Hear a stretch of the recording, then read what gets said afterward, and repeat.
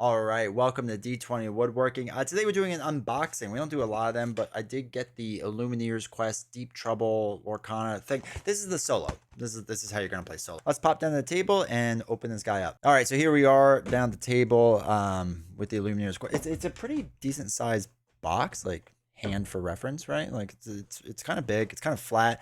It's not like resealable, which is kind of annoying because I know a lot of people use boxes for storage and stuff, and not this one. Mine's slightly damaged, which, whatever, who cares, right? So let's open. God, it's really glued. Oh, that's really glued. All right, so I just had to rip this box, unfortunately. So let's open this up. There we go. Um, Holy cow. This is like a really tough box to open. Why is it so hard? All right, what if I do the other side? No, they're both really hard to open.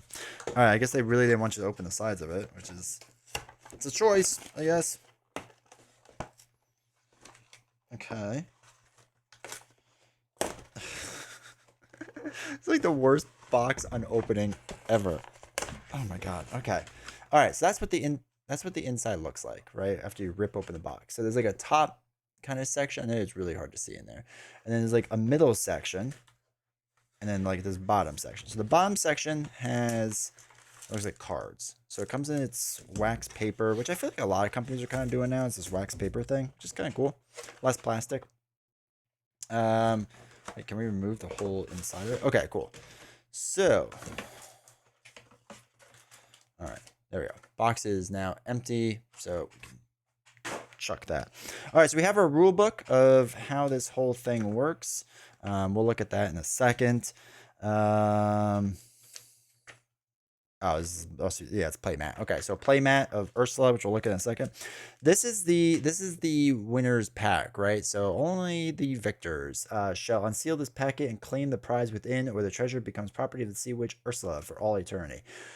So yeah, I mean, I guess we can't open that till later, so that's something. All right, and then I don't know what that is yet. We have a bunch of punch out tokens. There's actually quite a bit of tokens here. So you got a bunch of damage. I think these are supposed to be for Ursula and different things. So I'm not going to punch it out now. Oh, one's already coming out. But that's how they're doing it. So just, you know, FYI on that. And I think that's it. So that's all that's going to be is tokens. Let's open up this one first, right? I think they're all pre-made decks, right? So they're not like you know, random decks. I think they're all pre-made so that basically whatever it is just what it is, right? So we got Piglet. It is foiled, which is a nice looking card. I like that. Mulan also foiled, so that's nice. Both cool cards. And then we have Bubbles, Hades, hey,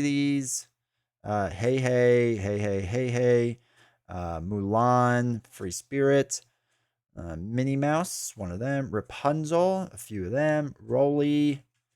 Some of these cards I have and some I don't. I feel like some of these were in the last cycle. So I don't know if they're all Ursula cards or not. Tinkerbell, Bruno's Return, which I feel like is a new one. They must be mixed and matched, which is kind of interesting. Lost in the Woods, Dingle Hopper is definitely an old school one.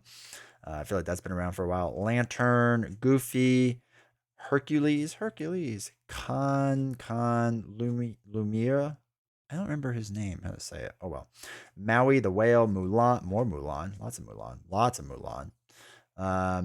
Namari, I don't know. Pegasus, Scar, it's a good card. Tika, kind of expensive, interesting. Dragonfire, bonkers, good card. Mandolin Weights, or some kind of weights, and Vitalosphere.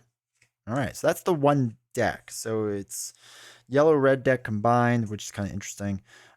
Okay, pretty decent. Some good cards there. I'm happy it came with some foils too. Just like, you know, I don't know. It's nice, right? It's nice to get. All right, let's see what this one is. Come on. Can we just open it? All right, so we have our Mickey Mouse, Playful Sorcerer, Floodborn card, which is kind of nice. So it's hollowed, and Yen Sid, which is also hollow. So two nice hollows. I mean, that one's legendary, right? So that's cool. Very cool. Elsa, We have one copy of the Storm Chaser and two of the Snow Queen, Jafar. Three magic brooms, some more magic brooms. Hey, look, more magic, a lot of magic brooms apparently. Oh, look, more magic brooms. Magic broom. There's a lot of magic brooms in here. Mickey Mouse, okay. Peppa. Only one Peppa, interesting. Second star to the right, friends of the other side. Okay, sorcerer's hat. There's a lot. Wait, are these gonna be like all items? Oh no, they're just okay. It's like all the purple and then the silver. Ursula's Cauldron, sorry. Triton's Trident was also in there.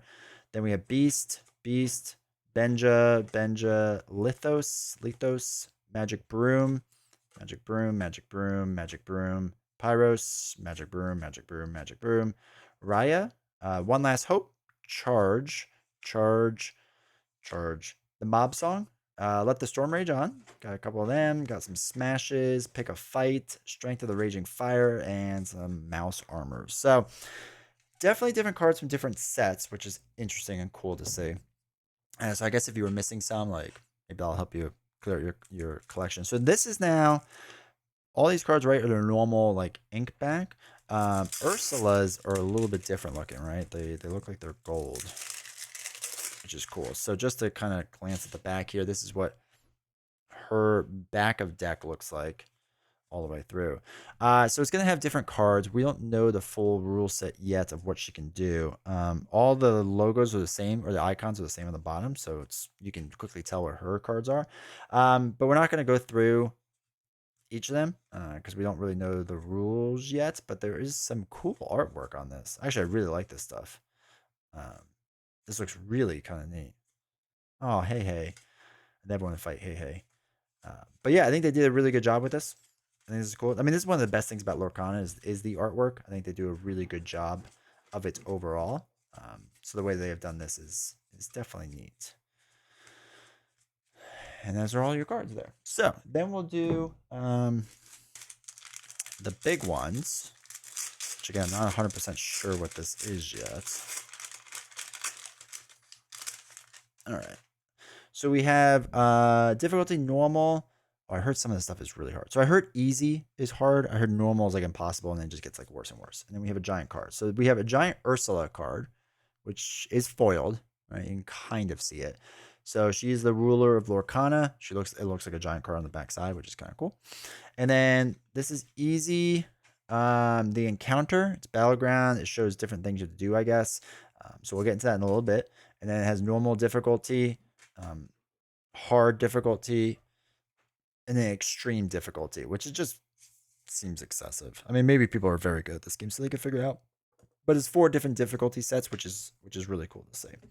All right, so glancing at the map, it will have the Ursula's turn order, her ready, set, resolve the row, draw, and reveal. So that is nice.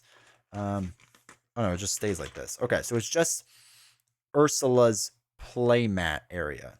That's all this is. And her lore goes up to 40, it looks like. So she has her own little mat, so you don't have to like do a 2-player mat or whatever. All right, so really quick looking through the rules. All right, so